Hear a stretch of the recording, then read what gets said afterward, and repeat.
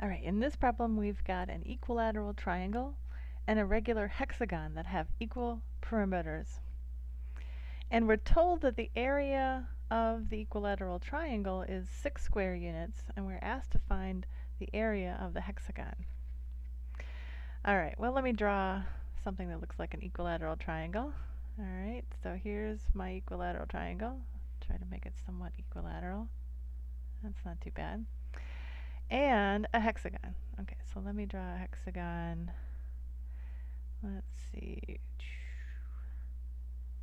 There we go. It's not too bad so far. It's kind of regular. Right? So an equilateral triangle has sides that are all the same length. A regular hexagon also has sides that are all the same length, and all of the angles at each vertex are the same. Okay? So now we're told that the perimeters are equal. So if I say that the side length of the hexagon is x, okay, then the perimeter is 6 times x. Okay, so we know that the perimeter of this triangle has to be 6x as well. Okay, so I could actually, I'm going to draw a midpoint on each one of these sides. Okay, and then each segment between the vertex and the midpoint, okay, is x. Or we could just say that the side lengths are 2x. Okay, so these are all x. Now I'm going to show you a couple different ways to do this problem. I think I'll do the easy way first, okay? And then if you don't want to know the hard way, you can just stop. But the easy way to do this is actually to break this into more equilateral triangles, okay?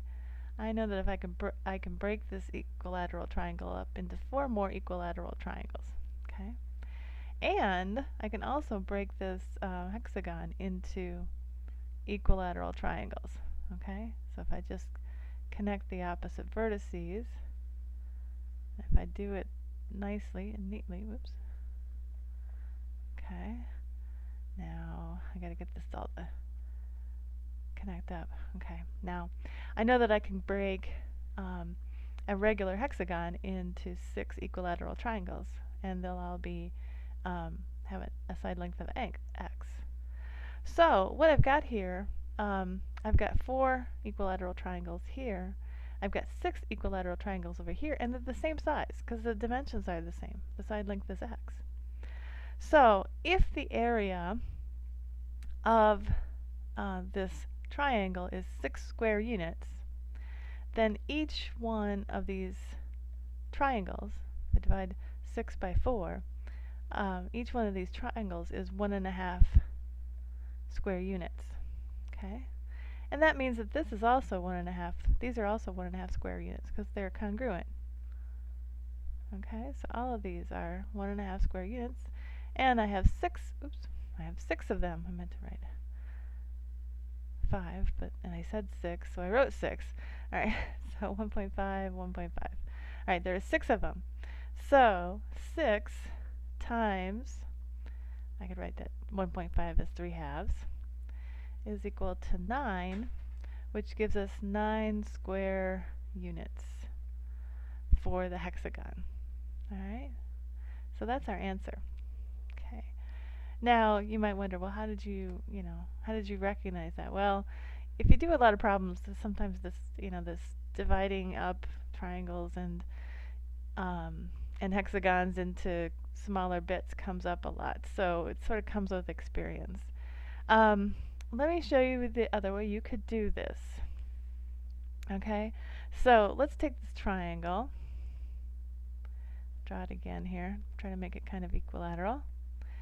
And again, you have to recognize that, okay, if this side length is x, then and the perimeters are equal, that the side lengths of this triangle are 2x. Okay, so and we can drop a perpendicular here, right? A 90-degree altitude in this equilateral triangle, and we end up with 2 30, 60, 90 triangles.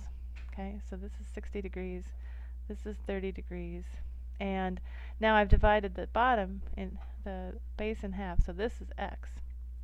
And I know that a 30, 60, 90 triangle is a special right triangle. Oops, that doesn't look very 30, 60, 90, but so let me get rid of that line. Okay, that looks somewhat 30, 60, 90. And the ratio of the sides are 1 to square root of 3. Okay, and we can scale it up and down from there. Okay, so this is a 30, 60, 90 triangle. So if we've got x and 2x, then this is the square root of 3x. So the height is square root of 3x. So the area of this equilateral triangle is 1/2 base times height.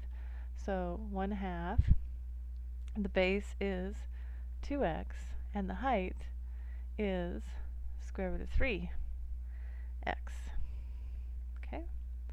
And that's equal to 6. Okay, that's because we're told it's equal to 6, right? So now I can solve for x. So 1/2 of 2, that goes away. So what do I have? I have the square root of 3x squared is equal to 6, or x squared is equal to 6 over the square root of 3. Okay, now I'm just going to leave it that way. I could rationalize the denominator, but that's not my final answer, so I'm not going to worry about it right now. So now let's look at the area of the hexagon. What I'm going to do, now I still have to recognize I can break the hexagon into all these equilateral triangles. I'm going to look at one of those equilateral triangles. I'm going to pull one of them out. Here the base is x, okay, and basically, you know, it's like a scaled down version of this, okay. So, so the side lengths are x, okay, and I can drop the altitude here. The ratio, and so we get two 30, 60, 90 triangles. This is 1/2 x. Oops, 1/2 x. Okay, and the altitude here has to be, I'm going to draw it up here, square root of 3 over 2x. Okay, that's the altitude of that triangle. So, for one of the equilateral triangles that make up this hexagon, the area is equal to 1/2, the base is x in this case, and the height is square root of 3 over 2x. Okay? So, what do we get? We get the square root of 3 over 4x. Okay, so notice it's the sides are half the length of the sides of this triangle, the bigger equilateral triangle, but the area is 1/4 of it. Okay. So, all right. So now this is what we want to find, and oops, and this should have been x squared. Okay. Okay. So now I'm going to substitute x squared in. So I just left it as x squared, which is convenient because otherwise you get this square root of square root and then it's ugly. So anyway, but I can just leave it as x squared. So now let's substitute in x squared. So the area is equal to square root of 3 over 4 times 6 over square root of 3, and I can cancel the square root of 3, so I get 3/2, okay, which is what we had before. And that's just for one of the equilateral triangles, and we have actually 6 of them that compose this hexagon. So if I multiply that times 6, so 6a is the area of the hexagon, that's equal to 6 times 3 over 2. 3 times 3, so that's 9 square units. Okay, so we get the same thing either way. This is a little more messy, but it's doable. But you know, so that's the reason for why you should do lots of problems, is because you start recognizing things, and things come up over and over again. And this trick with dividing one shape into smaller congruent shapes comes up a lot, so that's why I happen to see it. So if you've worked a lot of problems, you might have seen that, and the more you practice, the more things you'll recognize from other problems that you've done. So keep up the good work.